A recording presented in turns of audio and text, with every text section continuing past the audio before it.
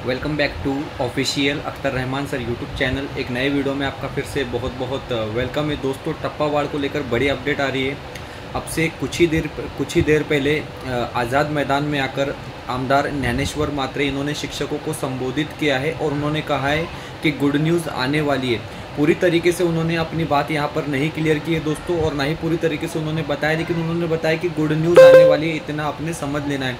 और ये good news का अनाउंसमेंट जो है वो खुद गिरीश भाऊ करने वाले, मतलब गिरीश महाजन करने वाले, इस तरीके से वो यहाँ पर इस वीडियो में बता रहे। उन्होंने इस तरीके से अपनी बात जो है दोस्तों आज़ाद मैदान में आकर शिक्षकों के सामने रखी है। तो देखिए दोस्तों अब किस तरीके से, क्योंकि टप्पा वार्ड को लेकर एक बहुत बड़ी अपडेट जो है अब से कुछ देर बाद या कुछ घंटों में जो है दोस्तों आपको मिल सकती है टप्पा वार्ड को लेकर। जी हाँ, जिस तरीके से शरद पवार, रोहित पवार और अलग अलग जो भी मुझे नाम पता नहीं, लेकिन अलग अलग लोग जो है जिस तरीके से आज़ाद मैदान में आए हैं दोस्तों विजिट डी, और महाराष्ट्र भर से तमाम शिक्षक जिस तरीके से गए और तमाम शिक्षक आमदार भी वहाँ पर मौजूद थे दोस्तों, तो उसका एक बड़ा इफेक्ट जो है यहाँ पर पड़ता हुआ नज़र आ रहा है। और आमदार ज्ञानेश्वर मात्रे इन्होंने खुद कहा है कि गुड न्यूज़ मिल चुकी है, गुड न्यूज़ आ चुकी है, लेकिन कितने देर में अनाउंसमेंट होगा और किस तरीके से होगा दोस्तों, क्योंकि सभागृह में जब एकनाथ जी शिंदे साहब कह रहे थे कि वो, उन्होंने बताया था कि कुछ उनका एक अलग प्लान है, टप्पे टप्पों में, मतलब अभी पूरी तरीके से मामला जो है क्लियर नहीं है दोस्तों, लेकिन अनुदान देना है, लेकिन किस तरीके से देना, ये एक कन्फ्यूजन यहाँ पर रह गया है दोस्तों।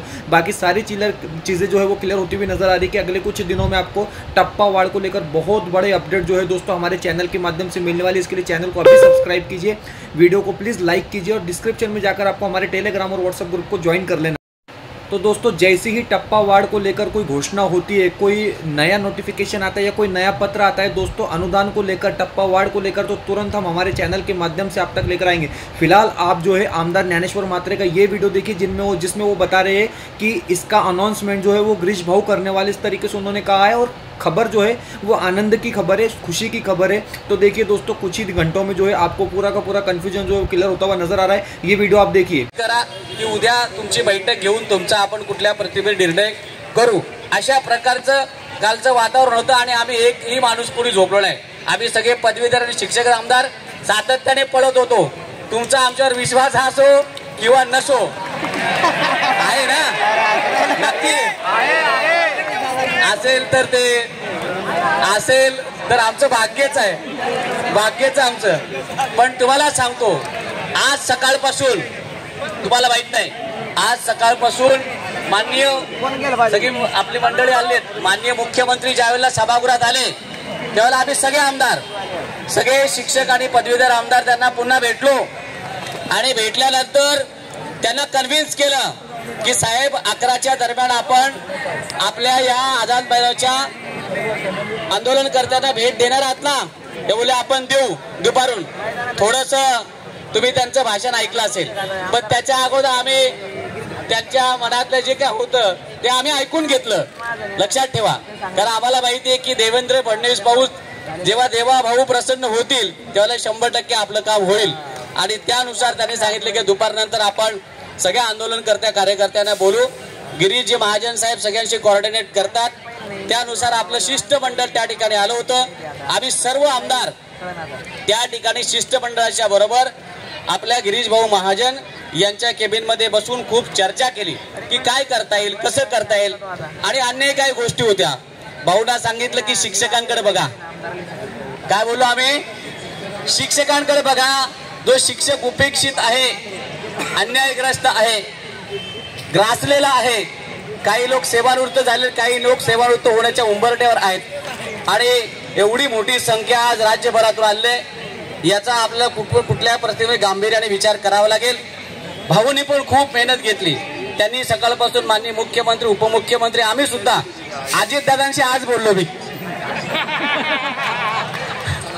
आज बोललो, सकाळी सभागृहातच बोललो, दादा आपल्याला काहीतरी करावं लागेल। दादानी माझ्याकडे बघितलं, ठीक आहे, ते बोलले करू काहीतरी। आणि गिरीश भाऊ ते दोघे एकत्र होते। गिरीश भाऊंनी पण त्यांना सांगितलं की आपल्याला निर्णय करावा लागेल, कारण मी स्वतः आझाद मैदानावर गेलोय, काहीतरी आपल्याला करावंच लागेल। आणि त्यांनी स्वतः पुढाकार घेऊन सगळ्या आमदारांनी, पदवीधर आमदार, आपले देशपांडे साहेब, सावंत साहेब आमच्या सोबत होते। आम्ही सगळेजण तग धरून उभे होतो। तुम्हाला माहिती किती वेळ तग धरून उभे होतो आम्ही? मुख्यमंत्र्यांच्या केबिन बाहेर 1 तास आम्ही सगळे आमदार उभे होतो।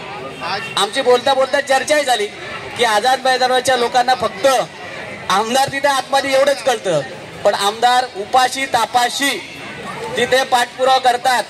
माजी आमदार मी यांची मला खूप भीती वाटत होती, सावंत सरांनीकर यांची BP लो होतो. आता आम्ही दोघांनी तिघांनी खजूर खाल्ला गाडीमध्ये गोड म्हणून, तुम्हाला माहिती म्हणून सांगतो. हे तुम्हाला लोकांना माहित नसतं. तुमची श्रद्धा आमच्यावर असते आणि तुमच्या श्रद्धेला कधी तडा लागू देणार नाही याची पूर्णपणे जबाबदारी आम्ही घेत असतो मित्रांनो. म्हणून आम्ही कधीही आमचा उपवास हो का तापास हो काय होतो. आज सभागृहातली आमची सगळ्यांची भाषणं रखडली. माझंही पुरवणी मागणीवरती भाषण होतं. जाऊ द्या, हीच पुरवणी महत्वाची म्हटलं आता, बरोबर आहे की नाही. बाकी काय पुरवण्या आणि मागे मागण्या जाऊ द्या.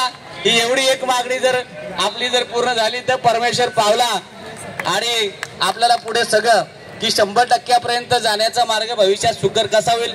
तर तुमच्यासाठी काम करायचं. 4 गोष्टी आम्ही ऐकत असतो, कारण सातत्याने लक्षात ठेवा, सातत्याने कुणी आजपर्यंत नाही म्हटलं होतं आणि आम्ही सातत्याने जो पाठपुरावा करतो तो तुम्हाला त्या वेळेला खरा सांगितलं. त्यात एकही शब्द आमचा इकड तिकडचा नव्हता. पण मित्रांनो, असो, आज तुम्ही सर्वजण सर्व समन्वयक यांच्या मार्गदर्शनाखाली आज या ठिकाणी या आझाद मैदानामध्ये आलात.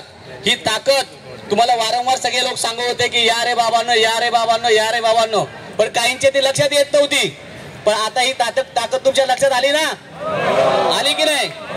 निश्चितपणे या ताकदीचा विचार आपल्या शासनाने केलेला आहे आणि देवाभाऊंनी त्याचबरोबर दोन्ही उपमुख्यमंत्री अजितदादा असतील आणि एकनाथजी शिंदे साहेब असतील यांनी आता ठरवलंय. आणि ते काय ठरवलंय हे आपण गिरीशजी महाजन साहेब यांच्या तोंडातून आपण ऐकणार आहोत.